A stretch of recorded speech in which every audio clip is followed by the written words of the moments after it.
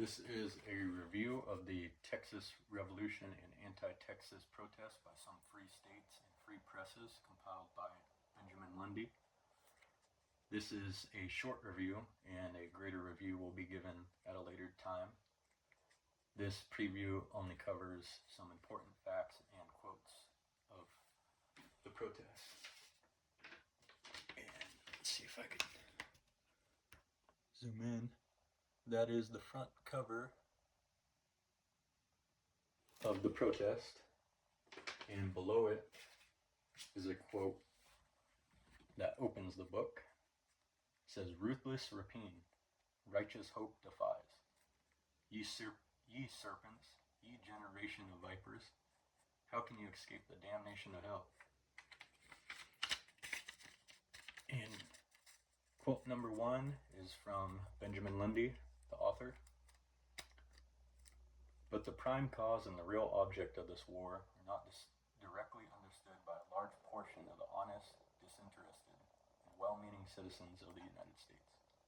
Their means of obtaining correct information upon the subject have been necessarily limited, and many of them have been misled by the misrepresentations of those concerned in it, and especially by hireling writers of the newspaper press. They have been induced to believe that the inhabitants of Texas were engaged in a legitimate contest for the maintenance of the sacred principles of liberty and the natural inalienable rights of man, whereas the motives of its instigators and their chief incentives to action have been, from the commencement, of a directly opposite character and tendency. It is susceptible of the clearest demonstration that the immediate cause and the leading object of this contest originated in a settled design among the slaveholders of this country, with land speculators and slave traders, to wrest the large and valuable territory of Texas from the Mexican Republic, in order to re-establish the system of slavery, to open a vast and profitable slave market therein for the old Virginia and Maryland sinners, and ultimately annex it to the United States. And further, it is evident, nay, it is very generally acknowledged, that the insurrectionists are principally citizens of the United States, who have proceeded thither for the purpose of revolutionizing the country, and they are dependent upon this nation for both the physical and pecuniary means to carry the design into effect. Whether the national legislature will lend its aid to this most unwarrantable aggressive attempt will depend on the voice of the people, expressed in their primary assemblies, by their petitions, and through the ballot box. The period has indeed arrived. The crisis is now, when the wise, the patriotic, the virtuous, the philanthropic of this nation must examine and reflect and deeply ponder the momentous subject under consideration. Citizens of the United States, sons of the Pilgrims, and disciples of Wesley and Penn, coadjutors and pupils of Washington, Jefferson, and Franklin, advocates of freedom and the sacred rights of man. Will you longer shut your eyes and slumber in apathy while the demon of oppression is thus stalking over the plains, consecrated to liberty and fertilized by the blood of her numerous martyrs? Arise then in the majesty of moral power and place the seal of condemnation upon this flagrant violation of national laws, of human rights, and the eternal, immutable principles of justice." That is the end of quote 1, and on to quote 2. This is by the Dover Gazette News Press. "We believe a mature, deep-laid plan already exists to effect this dastardly and disgraceful object.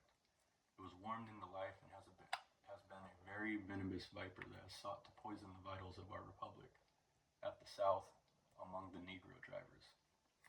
Its concoctors depend on northern votes to carry it through. Encouraged by the past, their hopes are strong and ardent. They remember the famous Missouri Compromise, when the Southern power triumphed over the free-spirited North, and dastardly, truckling politicians turned traitors to the constituents and consented to and advocated an act which the people never approved. But we trust the projectors of the infamous plot to re-annex Texas for the second time to the American Union will be signally defeated and rebuked. The eyes of the North must be opened to the alarming prospect before them. As no event poses a significant risk to the cause of freedom, as this. That is end of quote 2 on to quote 3, and it is by the same Dover Gazette.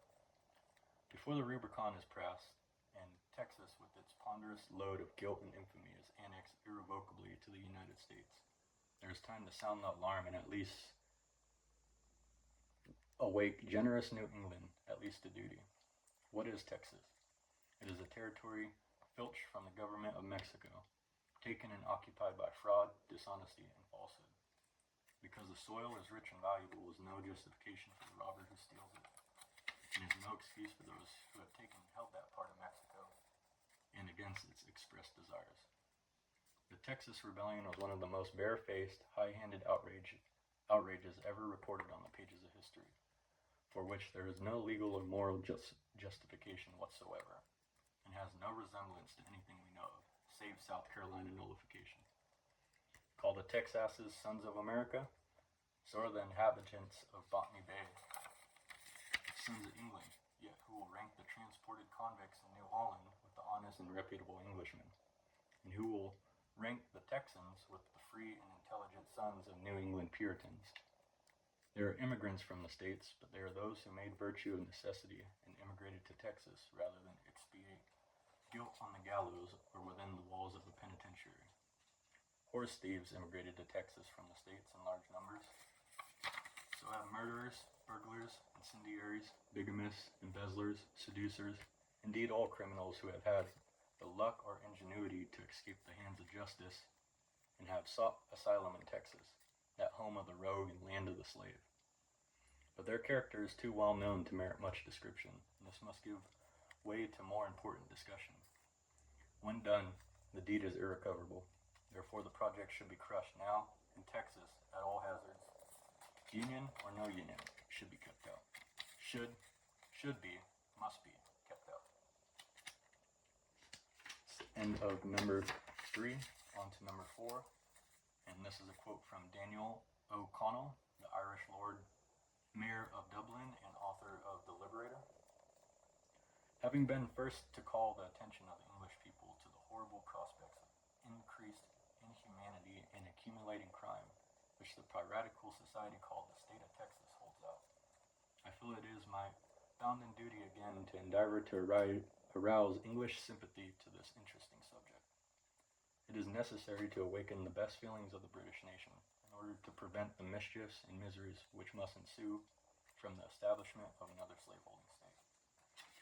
For my former exertion I have had my reward. I have been, as usual, abused and vilified, and I intend, if possible, to earn more of the virulence and calumny of the friends of slavery. The necessity for further exertion is obvious and pressing. France has recognized these pirates. France, at whose name humanity has so often had cause to shudder, seems to be reckless of all principle and to calculate only on some paltry mercantile gain. France has given its barbaric sanction to the existence of a community fraught with so much crime and is pregnant with so much misery to a large number of our fellow creatures. The Texians must conquer or abolish slavery, or else restore to Mexico the territory they usurp from that state by a submission to that republic. There is no alternative. Prompt steps are taken to counteract the efforts of the Texians. They will be easily stayed in their career of iniquity and sin. If they're allowed to swell into anything like national importance, it is scarcely possible to calculate the amount of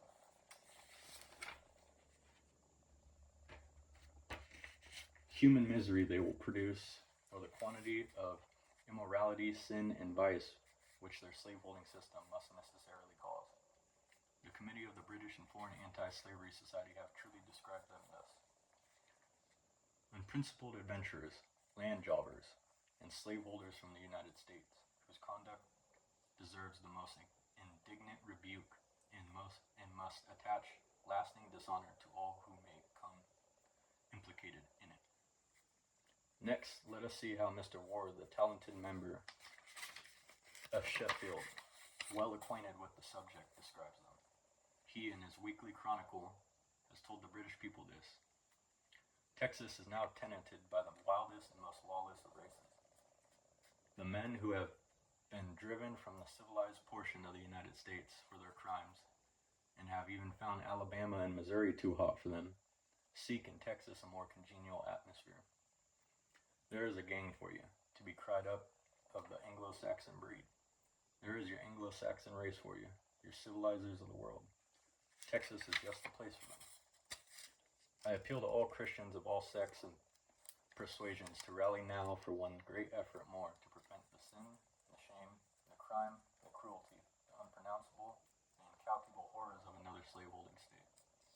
If a bridle can be put in the mouth of the barbaric Texians, it is the last degree improbable that any future attempt will be made at a similar organization. On to the next, number 5.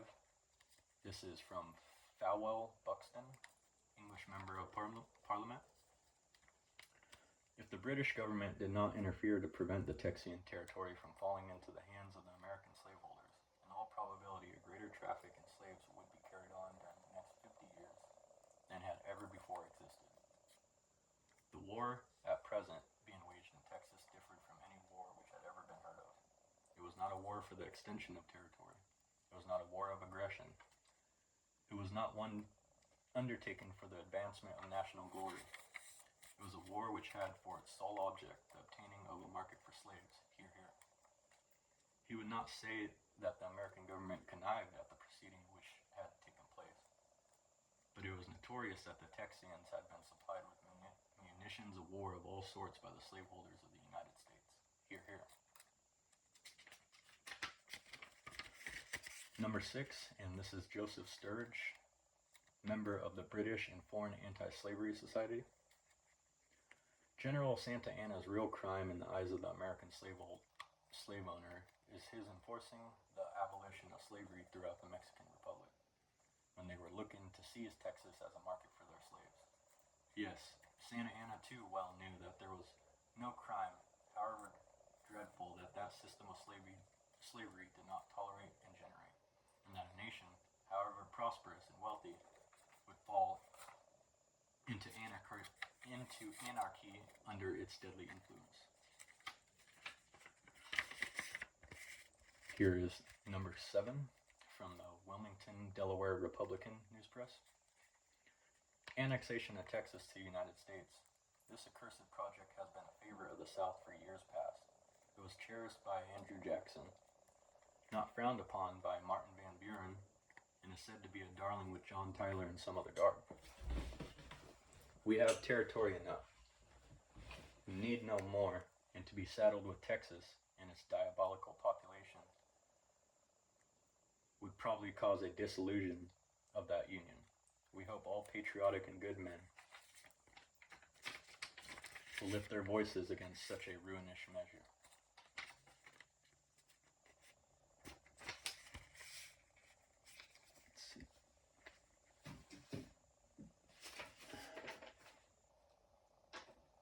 I believe that is all I have for some of the main quotes from the anti-Texas protest, but I have 2 additional quotes which I shall add that, in my opinion, I think should have been added. I shall go to them now. The first one is from Abiel Livermore, a minister and author of The War with Mexico Reviewed. And here's a quote from that book. The inconsistency of our invasion of Mexico with the Christian faith has been brought into a stronger contrast from the fact that at the very moment we were loading down a vessel of war to the very edge with breadstuffs for the famishing Irish and dispatching them on this mission of mercy, we were sending bomb ships laden with the most destructive implements of war to lay waste the cities of Mexico and bury men, women, and children in the ruins of their dwellings and churches. It is a serious inquiry for every Christian whether, while we have thus been aiming fatal blows at the physical life of a sister republic, we may not have placed ourselves in the way of relieving the fruits of spiritual death in ourselves.